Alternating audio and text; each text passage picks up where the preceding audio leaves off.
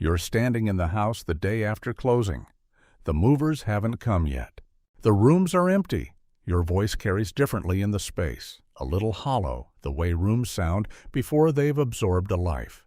You walk from one room to the next without any particular purpose, touching a wall in the hallway, pausing at the window in what will be the bedroom.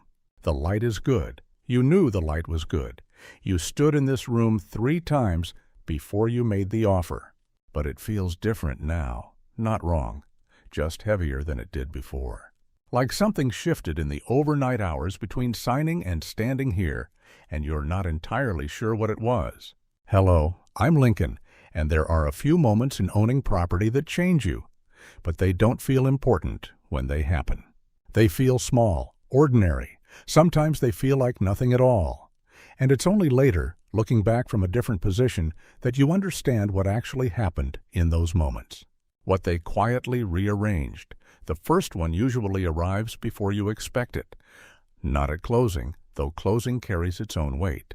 Not during the inspection or the negotiation or any of the events that feel significant while they're happening. It tends to arrive in a quieter moment. A Tuesday. A morning that has no particular markings. You check your account balance, the way you always do, the way everyone does, and the number is different. The payment has left. The large, permanent, non-negotiable payment that will leave on the same date every month for 30 years has left for the first time. You knew it was coming. You set it up yourself. And yet, something about seeing the number gone, about the specific finality of it, sits differently than you expected. You close the app, put the phone down, stand in the kitchen for a moment. And then you go about your day, because that's what you do, because there's nothing else to do. But something has changed in the background of how you think.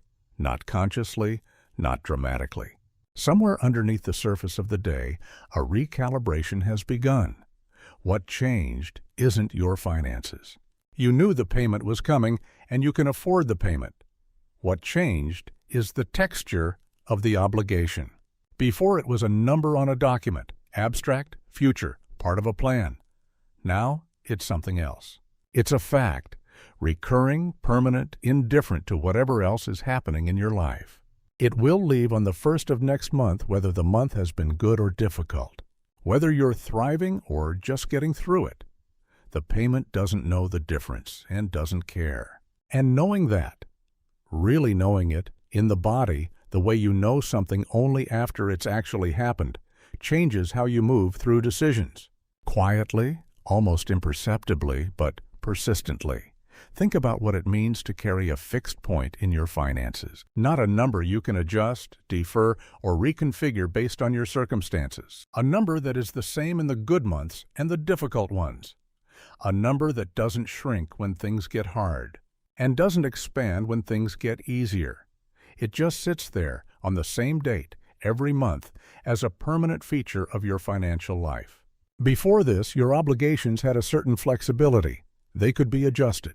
The lease could be broken, the subscription canceled, the expense category reviewed and revised. Your financial life had exited.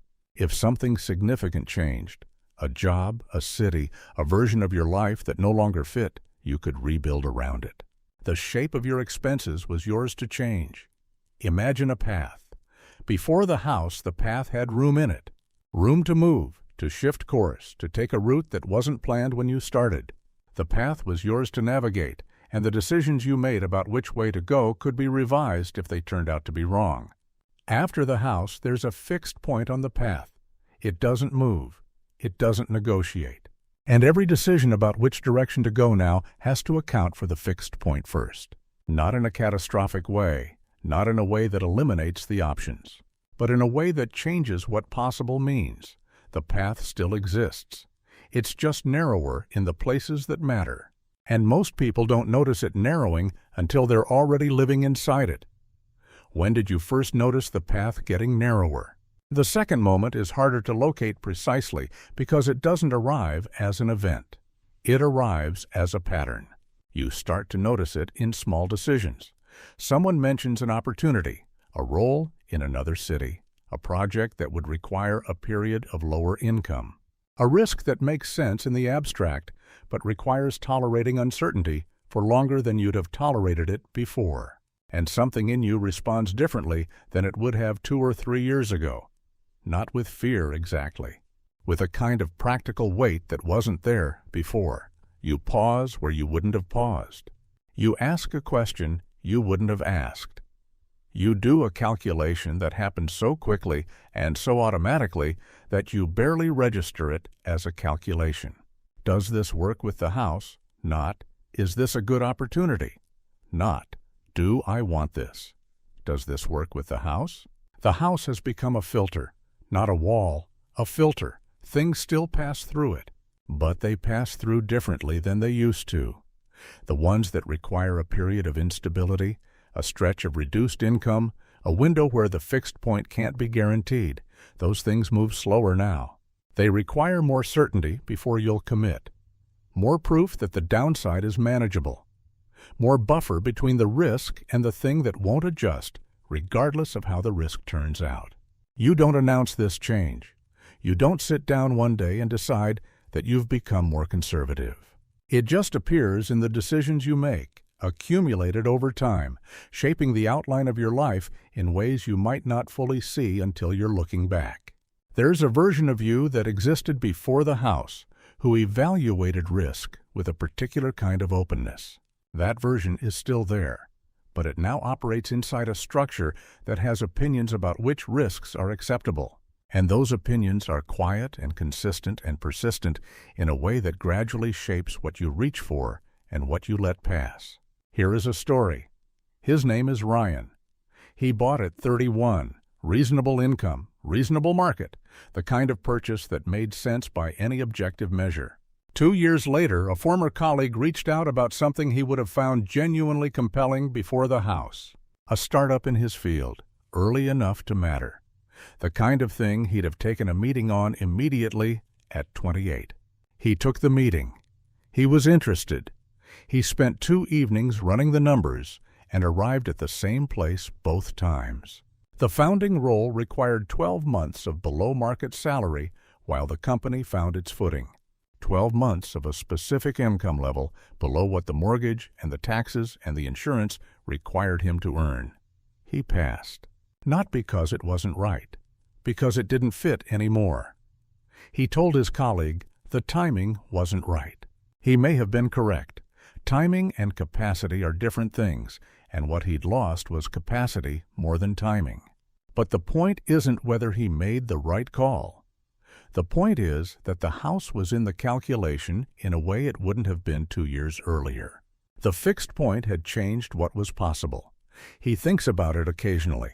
Not with regret, with the specific, quiet awareness of someone who understands that certain decisions fork in ways you can only see clearly from one side. What decisions have quietly stopped feeling available to you?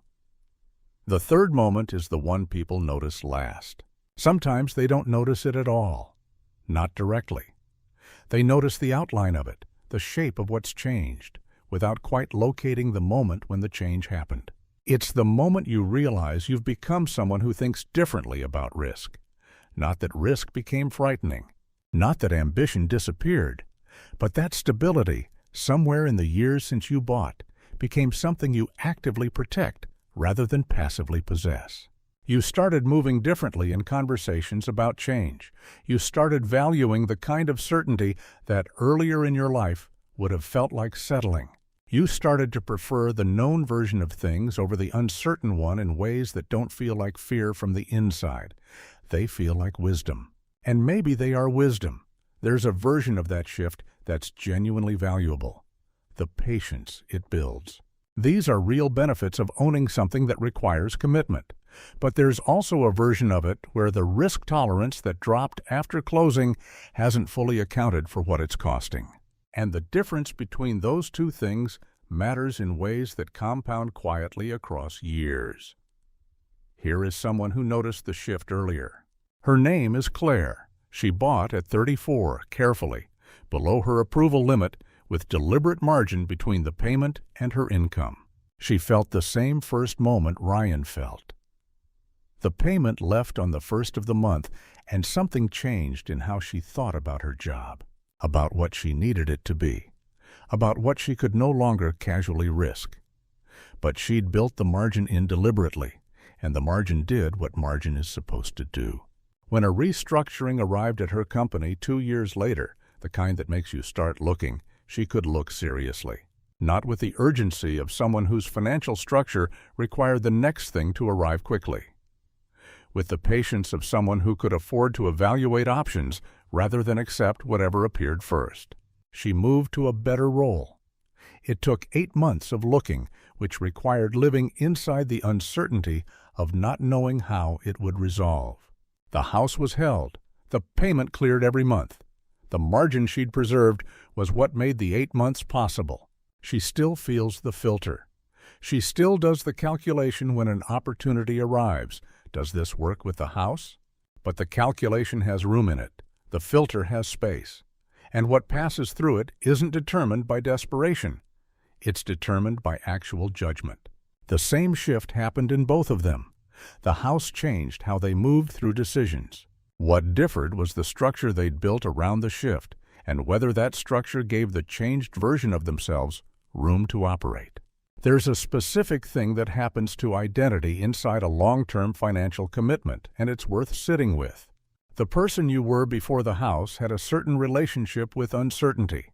Not necessarily a comfortable one. Uncertainty is rarely comfortable, but a workable one.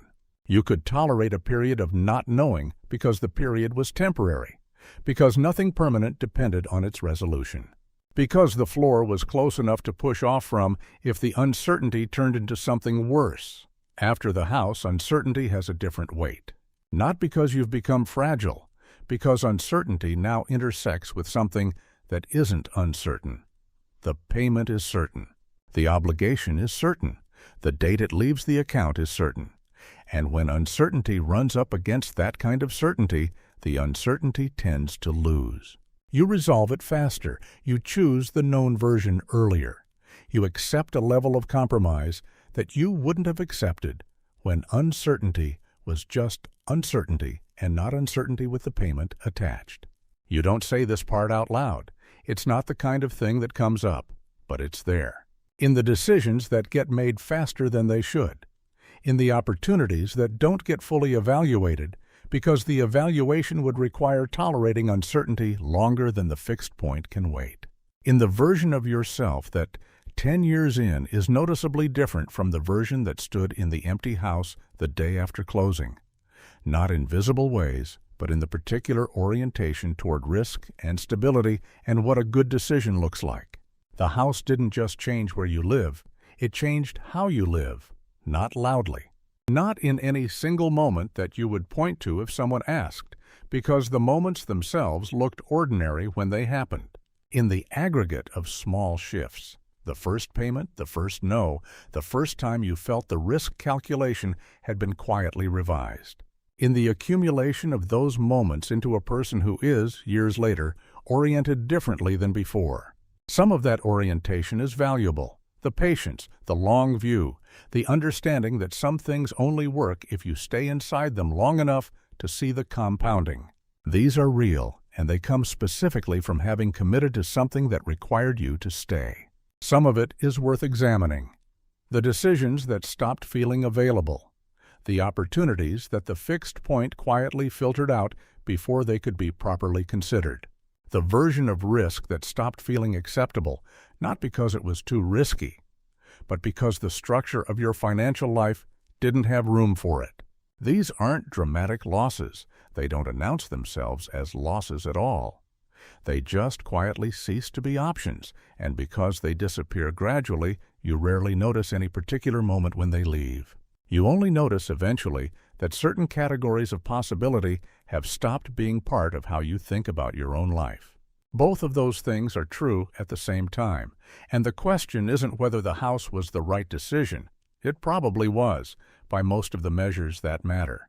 The question is whether you know which parts of the change have been useful and which parts have been costs disguised as maturity. Because those two things aren't always the same thing. And knowing the difference is what allows you to own the house rather than letting the house own you.